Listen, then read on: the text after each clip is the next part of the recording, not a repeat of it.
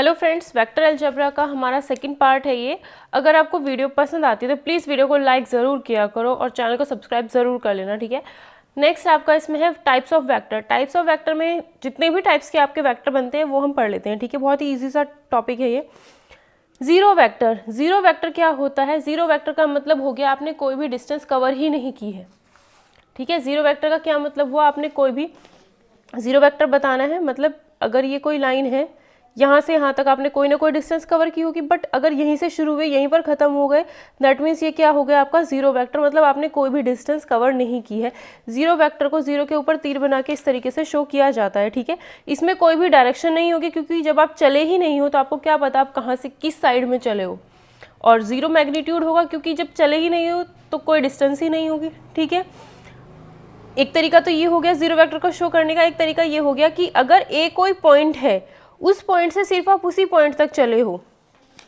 ये कोई पॉइंट था ए, इस पॉइंट से सिर्फ इसी पॉइंट तक चले हो, दैट मीन्स आपने कोई डिस्टेंस कवर ही नहीं किए। तो इसका मतलब क्या हुआ?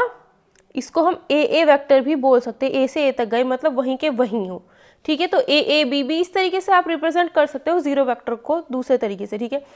यूनिट वेक्टर क्या होता है? यूनिट वेक्टर वो होता है जिसका मैग्नीट्यूड जो होगा, जिसमें जो डिस्टेंस कवर होगी वो आपकी यूनिटी दैट इज 1 होगी, ठीक है।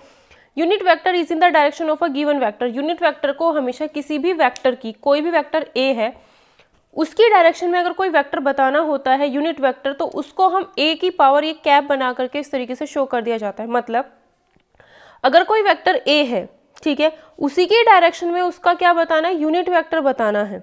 ए की ही डायरेक्शन में उसका यूनिट वेक्टर बताना है, तो उसको हम किससे शो करते हैं? ए कैप से शो करते हैं। नेक्स्ट आता है को इनिशियल वेक्टर। को इनिशियल वेक्टर क्या होगा? दो या दो से ज्यादा वेक्टर्स हो सकते हैं, पहली बात तो ये, ठीक है।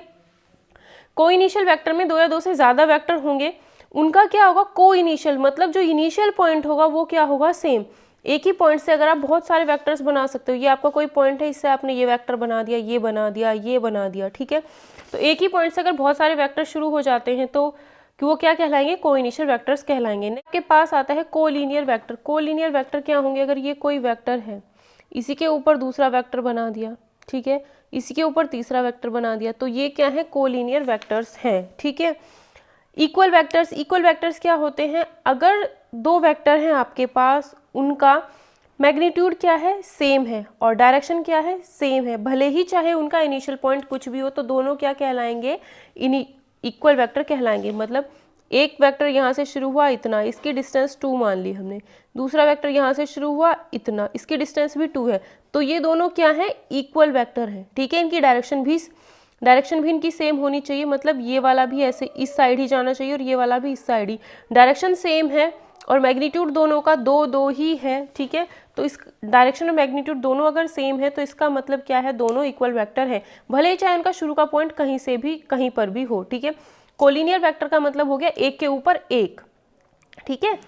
दो लाइंस अगर कोइंसाइड कर जाती थी तो उनको कोलिनियर लाइंस कहते थे। कोलिनियर वेक्टर्स वो हो गए जो एक के ऊपर ही एक चल रहा है, ठीक है। पहला वेक्टर हमने बनाया, ये दूसरा वेक्टर इसी के ऊपर जा रहा है, तो ये दोनों क्या है? कोलिनियर वेक्टर्स हैं, ठीक है। Negative of a vector. Negative of vector का मतलब है एक वेक्टर जिसका मैग्नीट्यूड तो सेम रहेगा। जो भी आपको वेक्टर दिया जाएगा, मान लो आपको एक वेक्टर दे दिया ए बी, इसका नेगेटिव बनाने का मतलब है, ये वेक्टर आपका ए बी था, इसका नेगेटिव बनाने का मतलब हो गया कि ए बी के आगे माइनस लगा दिया। इस माइनस का मतलब है ये जो वेक्टर है इतने ही मैग्नीट्यूड का दूसरा वेक्टर बनाना है, बट उसकी डायरेक्शन ए बी ना होकर के उसकी उल्टी होगी। कौन बता रहा है? ये माइनस बता रहा है, ठीक है। तो हमने अब ए बी को कैसे बनाएंगे? ए बी, बट इसकी ए बी से उल्टी डायरेक्शन, ये ए से बी की तरफ जा रहा है, तो ये वेक्टर जो होगा बी से ए की तरफ जाएगा, ठीक है। तो इसको हम बी ए भी लिख सकते हैं, ठीक है। तो B A vector is equals to minus A B vector. दोनों का मीनिंग सेम ही है। बी ए एक ऐसा वेक्टर है जिसकी डायरेक्शन ए बी के अपोजिट होगी। ये माइनस भी आपको वही बता रहा है, ठीक है। तो ये था negative of a vector. Negative of a vector का मतलब कुछ नहीं है, सेम उतने ही मैग्नीट्यूड का एक वेक्टर बनाना होगा, बस उसकी डायरेक्शन अपोजिट कर देनी है, ठीक है। और बी ए, ये चीज़ और समझ लेना कि बी ए का मतलब और माइनस ए बी का मतलब सेम है, ठीक है। बी ए वैक्टर और माइनस ए बी वैक्टर का मतलब सेम है। इसका मतलब है कि ए बी वैक्टर उतने ही मैग्नीट्यूड का है बट डायरेक्शन इसके उल्टी करनी है, तो वही डायरेक्शन, इसका मतलब क्या है, डायरेक्शन बी से ए की साइड है, इसका भी डायरेक्शन, इसका मतलब भी क्या है, डायरेक्शन बी से ए की साइड ही है। ठीक है, नेक्स्ट आता है represent graphically a displacement of 40 kilometre 30 degree west of south. इसका मतलब क्या हो आपको पता होता है, ईस्ट वेस्ट नॉर्थ साउथ ऐसे होता है। साउथ के वेस्ट में जाना है तो साउथ ये रहा, साउथ के वेस्ट में जाना है तो इधर चलेंगे, साउथ के वेस्ट में कितना डिग्री पे, 30 डिग्री, तो साउथ के वेस्ट में एक वेक्टर बना दिया 30 डिग्री के एंगल पर, और डिस्प्लेसमेंट उसका कितना होगा, ये 40 किलोमीटर। ठीक है, ये कितना हो गया डिस्प्लेसमेंट, 40 किलोमीटर। नेक्स्ट आता है addition of vectors. Addition of vectors में क्या होता है कि अगर हमारे पास दो वेक्टर हैं, सबसे पहले इसका रूल समझ लो। रूल क्या होता है, अगर आपको दो वेक्टर ऐड करने होते हैं, एक वेक्टर है ए बी, दूसरा वेक्टर है बी सी। ठीक है, तो अगर आप इन दोनों वेक्टर्स को ऐड करोगे तो कैसे ऐड करोगे, फर्स्ट वेक्टर का ये इनिशियल पॉइंट, ये टर्मिनल पॉइंट, फर्स्ट वेक्टर के टर्मिनल पॉइंट से सेकंड वेक्टर का इनिशियल पॉइंट को ऐड करते हैं। ठीक है, तो ए बी, यही रूल होता है कि फर्स्ट वेक्टर के टर्मिनल पॉइंट से सेकंड वेक्टर के इनिशियल पॉइंट को ऐड करते हैं। तो ए बी से हमने बी सी को ऐड कर दिया। ठीक है, ए बी वेक्टर से बी सी को ऐड किया तो इनका रिजल्टेंट हमें क्या मिला, ए सी वेक्टर। क्या मिला, ए सी वेक्टर। ठीक है, तो वेक्टर ए और वेक्टर बी का रिजल्टेंट हो गया सी वेक्टर। ठीक है, और इस ए सी की डायरेक्शन किस डायरेक्शन में होगी, ए टू सी की डायरेक्शन में। ठीक है, इसकी डायरेक्शन कैसे होगी, इधर को होगी, ए टू सी। इसको हम लिखेंगे कैसे, A C vector is equals to A B vector plus B C vector. ठीक है, ए और बी का रिजल्टेंट आया आपका ए सी वैक्टर यानी सी वैक्टर। ठीक है, तो vector A plus vector B is equals to vector C. ठीक है, इस डायरेक्शन में। ठीक है, तो ये चीज़ आपको समझ आ गई, इसे कहते हैं triangle law of vector addition. Rule मैंने आपको इसका बता दिया। अब एक कंडीशन क्या है, अगर इस ए सी डायरेक्शन ए टू सी की साइड इसकी डायरेक्शन है, अगर मैं इसकी ए सी वैक्टर की डायरेक्शन को अगर मैं पलट दूँ, मतलब ए सी वैक्टर की जगह में उसका नेगेटिव रखूँ, है ना, ए सी की जगह पर क्या रखूँ, उसका नेगेटिव। अब ए सी वैक्टर तो ऐसे जा रहा है, इसका नेगेटिव मतलब ए सी वैक्टर का क्या बनाया मैंने, नेगेटिव बनाया। इस नेगेटिव का मतलब क्या है कि जो वेक्टर है वो सी से ए की साइड जा रहा है, दैट मीन्स सी ए की जो वैल्यू होगी वो माइनस ए सी होगी, है ना। या फिर ऐसे भी लिख सकते हैं कि ए सी वैक्टर जो है उसको मैं इस माइनस को इधर लिख दो, माइनस सी ए लिख सकते हैं। ठीक है, अब जो फर्स्ट इक्वेशन है हमारे पास, इसको देखो, A B plus B C minus A C लिख सकते हैं इज इक्वल्स टू 0। इसको इधर ले गए एंड देन 0 के बराबर रख दिया। आप यहाँ पर देखो ए सी की वैल्यू क्या है, माइनस सी ए, तो ये क्या हो जाएगा, A B plus B C plus C A is equals to 0। A से चले बी तक पहुँचे, फिर बी से ही शुरू हुए, उसी पॉइंट से शुरू हुए सी तक पहुँचे, फिर सी से ही शुरू हुए ए पॉइंट तक वापस पहुँच गए। मतलब इसमें देखो, ए से बी तक गए, then B to C, B से सी तक गए, देन सी टू ए। सी से जाना है ए की साइड, ए से सी नहीं जाना, सी से जाना है ए की साइड। ठीक है, दैट मीन्स आप कहाँ पर पहुँच गए, वापस उसी जगह पर पहुँच गए, वापस ए पर ही पहुँच गए। तो यहाँ पर क्या हो गया, ये 0 वेक्टर हो गया। तो A B plus B C plus C A को हम क्या लिखेंगे, ए वेक्टर, यानी ए से ए पर ही पहुँच चुके हैं, दैट मीन्स 0 वेक्टर। ठीक है, ए बी गए, बी सी गए, वापस सी ए पर आ गए, तो यानी क्या हो गया, आप ए वेक्टर यानी ये 0 वेक्टर बन गया। तो इसका मतलब है अगर आप किसी ट्रायंगल की 3 साइड्स लेते हो और एक ही डायरेक्शन में तीनों साइड्स को कवर करते हो तो आपको रिजल्टेंट मिलेगा उसका 0। क्यों, क्योंकि इनिशियल और टर्मिनल पॉइंट्स क्या हो जाएंगे, को इंसाइड कर जाएंगे, कि जिस पॉइंट से आप शुरू हुए थे चलना वहीं पर आप घूम करके वापस आ जाते हो, तो वो आपका बन जाएगा रिजल्टेंट वेक्टर। ठीक है, ट्रायंगल लॉ का मतलब है ये इस डायरेक्शन में है, ये इस डायरेक्शन में है, तो रिजल्टेंट भी इसी डायरेक्शन में होगा। लेकिन जैसे आप रिजल्टेंट की डायरेक्शन को पलटते हो तो vector A plus vector B plus vector C आपका क्या मिलेगा, रिजल्टेंट मिलेगा उसका 0 वेक्टर। ठीक है, तो ये होता है आपका एडिशन ऑफ वेक्टर्स। ठीक है, ट्रायंगल लॉ ये ज़्यादातर यूज होता है। ठीक है, अब नेक्स्ट देखते हैं difference of vector A and B. दो वेक्टर्स का डिफरेंस हम कैसे निकालेंगे। ठीक है, मान लो यहाँ पर क्या है, एक वेक्टर ऐसे था, ये वेक्टर ए था, इससे दूसरा वेक्टर ऐसे ऐड करेंगे। ठीक है, वेक्टर ए से बी गए, बी से सी पर गए। ठीक है, इनका रिजल्टेंट आएगा वेक्टर सी इस तरीके से। ठीक है, अब बी सी का अगर मैं नेगेटिव वेक्टर लूँगी तो क्या होगा, बी सी का नेगेटिव वेक्टर मतलब जितनी डिस्टेंस ये थी उतनी ही डिस्टेंस इधर चली है, बट BC तो ऊपर की साइड जा रहा था और ये BC डैश नीचे की साइड आएगा। मतलब BC अगर कोई वेक्टर था तो उसका नेगेटिव वेक्टर हमने बनाया है BC डैश। BC डैश क्या बना दिया, BC का नेगेटिव वेक्टर बना दिया। ठीक है, तो BC डैश को हम क्या लिख सकते हैं, BC डैश आपका -BC वेक्टर होगा, माइनस वेक्टर BC। ठीक है, तो इसका रिजल्टेंट ऐसे आएगा। अगर ये वेक्टर B था पॉजिटिव, ये कैसा था, अगर वेक्टर B था तो ये कैसा होगा, -B। इसकी डायरेक्शन ऊपर है, इसकी डायरेक्शन नीचे, दोनों का मैग्नीट्यूड सेम है B। ये ऊपर जा रहा था तो पॉजिटिव में था, ये नीचे जा रहा है तो नेगेटिव में है। ठीक है, अब इसका, अब देखो ये वेक्टर यहाँ था, इसका टर्मिनल पॉइंट से इस वेक्टर का इनिशियल पॉइंट जुड़ा हुआ है, तो इन दोनों का रिजल्टेंट क्या आएगा, इस डायरेक्शन में जाएगा। इन दोनों का रिजल्टेंट आएगा, दोनों वेक्टर्स को ऐड कर दो, vector A minus vector B हो गया है।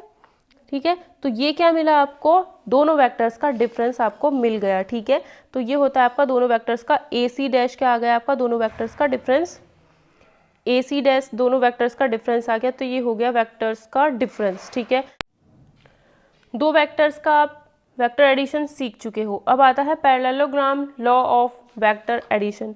इसका क्या मतलब है, देखो पैरेललोग्राम में क्या होता है, if we have two vertex A and B, दो वर्टेक्स हैं A एंड B, रिप्रेजेंट करते हैं किसी भी पैरेललोग्राम की साइड एडजेसेंट साइड्स को। मतलब पैरेललोग्राम आपको पता होगा, पैरेललोग्राम क्या होता है, इस तरीके का होता है जिसमें ये साइड और ये साइड पैरेलल होती है, मतलब आगे बढ़ाने पर कहीं नहीं काटेंगे। ये साइड और ये साइड इक्वल भी होती हैं और पैरेलल भी होती हैं। आमने सामने वाली साइड एक दूसरे को कभी नहीं काटती है और बराबर होती है और पैरेलल होती है। ठीक है, हमने दो वेक्टर लिए, अगर ये वेक्टर पैरेललोग्राम था, एक साइड को तो ये मान लिया पहला वेक्टर और दूसरी साइड को वेक्टर B मान लिया।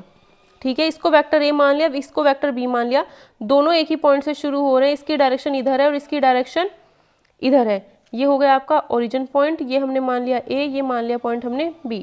ठीक है, तो वेक्टर A ऐसे जा रहा है, वेक्टर B ऐसे जा रहा है ऊपर की साइड। तो किसी भी पैरेललोग्राम की जब दो साइड्स को जो कि एडजेसेंट है, मतलब एक दूसरे के अगल बगल में है, उनको हम वेक्टर A और वेक्टर B मान लेते हैं, तब ये parallelogram law of vector addition लगता है। ठीक है, इस तरीके से लगाया जाता है।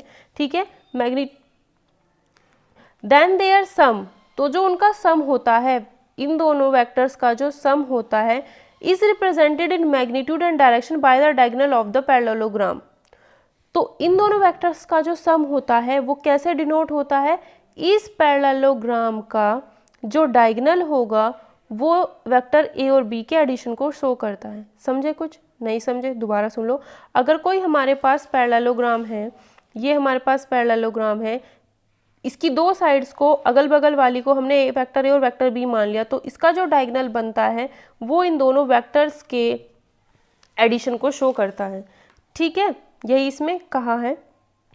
This is known as parallelogram law of vector addition. इसी को ही हम क्या कहते हैं, parallelogram law of vector addition कहते हैं। अब आती हैं प्रॉपर्टीज ऑफ वेक्टर एडिशन। किस प्रॉपर्टीज क्या हैं, सबसे पहली प्रॉपर्टी है कॉम्यूटेटिव लॉ। कॉम्यूटेटिव प्रॉपर्टी में क्या होता है, जैसे आप 2+3 करके 2+3 को हम 3+2 लिख सकते हैं, उसी तरीके से अगर आप vector A plus vector B लिखते हो तो इसको vector B plus vector A लिखा जा सकता है।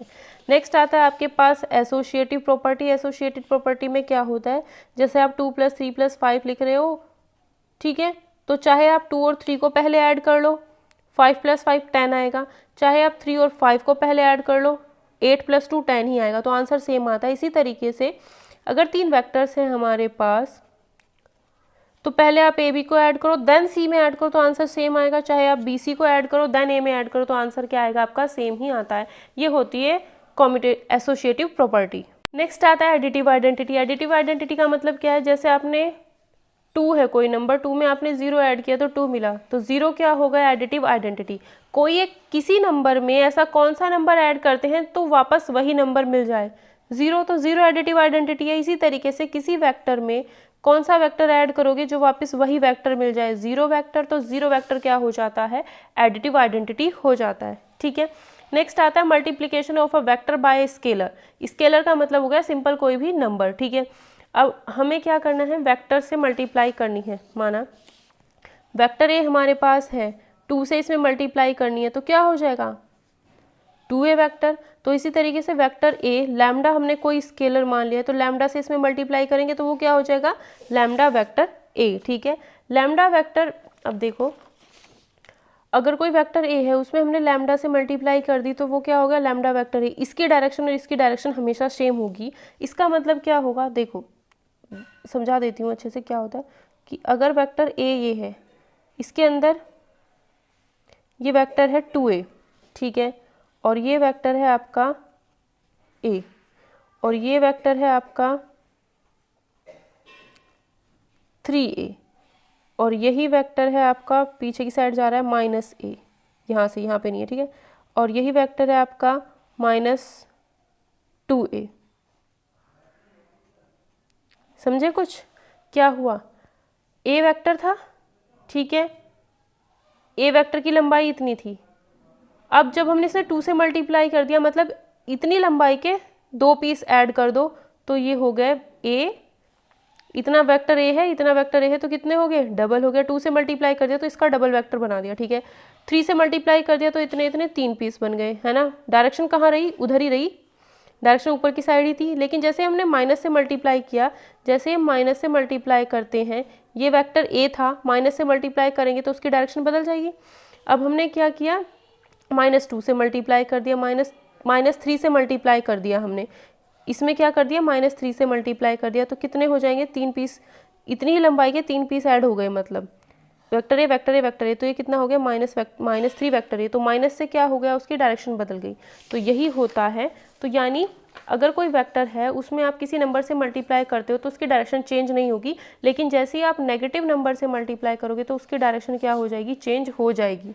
ठीक है, वेक्टर ए मतलब इसका मैग्नीट्यूड अगर 2 था ये, तो ये मैग्नीट्यूड कितना हो जाएगा, 4, डबल हो जाएगा। इसमें मैग्नीट्यूड कितना हो जाएगा, 6 हो जाएगा। ठीक है, तो इसी तरीके से है ये। अब यहाँ पर देख लेते हैं, लैम्डा वेक्टर ए का क्या निकाला हमने, मैग्नीट्यूड, तो क्या होगा, लैम्डा का अलग मैग्नीट्यूड कर देंगे और ए का अलग मैग्नीट्यूड कर देंगे। ठीक है, unit vector of any vector, किसी भी वेक्टर का अगर आपको यूनिट वेक्टर निकालना होता है तो उसके लिए क्या तरीका है, यूनिट वेक्टर जो होता है ना, अगर कोई वेक्टर ऐसे जा रहा है तो उसी डायरेक्शन में आप यूनिट वेक्टर निकालते हो। ठीक है, यूनिट वेक्टर का मतलब क्या होता है, ए कैप निकालने का तरीका, वेक्टर ए अपॉन उसका जितना भी मैग्नीट्यूड होगा उससे डिवाइड कर दो। किसी भी वेक्टर को उसके मैग्नीट्यूड से जब हम डिवाइड कर देते हैं तो हमारे पास क्या आ जाता है, उस वेक्टर का यूनिट वेक्टर, यानी उसी डायरेक्शन में उस वेक्टर का यूनिट डिस्टेंस वाला एक वेक्टर। ठीक है।